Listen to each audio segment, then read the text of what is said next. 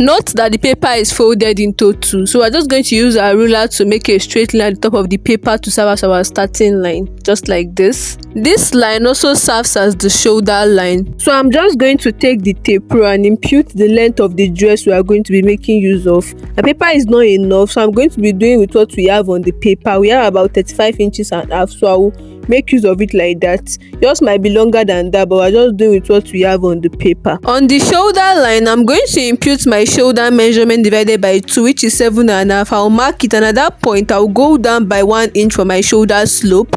Then I'm going to impute 3.5 inches for my neck width and 5 inches for my neck depth. Then I'm just going to use my free hand to make my neck curve just like this. With the use of my ruler, I'm just going to make my shoulder slope just like this. Then from the neck width, I'm going to mark about 2.5 inches for our new shoulder. For the armhole, I'm going to go down from the shoulder line by 8 inches. Then use my ruler to extend it a bit just like this. With my ruler, I'm going to extend it again for my new shoulder to meet the armhole, just like this. On the armhole line, I'm going to impute my round bust circumference divided by 4, which is 8 inches, and I'll add 1.5 inch for sewing allowance.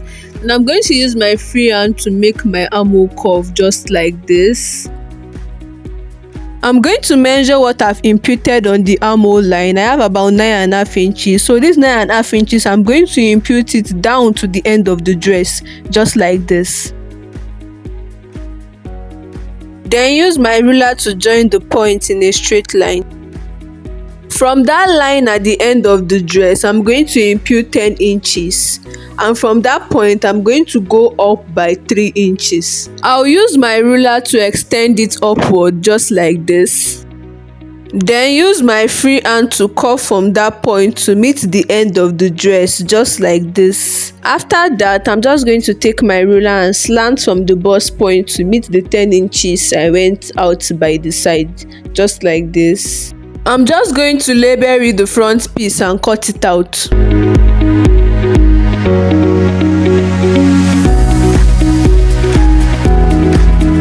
And this is all for the drafting of the front piece. For the back piece, I'm just going to bring in a new paper and I'm going to place the front piece directly on it, starting from the armhole. Then I'm going to cut the back piece just the way it is on the front piece.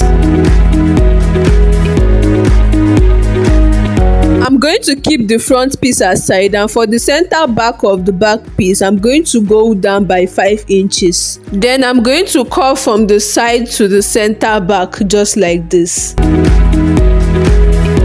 After that, I'm just going to label with the back piece and cut it out. And this is all for the drafting of the back piece. I'm just going to bring in the front piece, and this is how it's going to be looking like after cutting it out on your material. Note that material should be folded into two before cutting both front piece and back piece out. So now we move to the drafting of the straps that is going to be tied at the back of the neck. For the straps, I'm going to bring in the front piece and measure what we have at the shoulder. We have about 2.5 inches, so that's what I'll be using to cut out the width of the straps. And for the length, 20 inches. You can make yours longer than that. At the end of the straps, I'm just going to go out by 1 inch. I really don't know how to explain the rest of this part, so please just watch closely.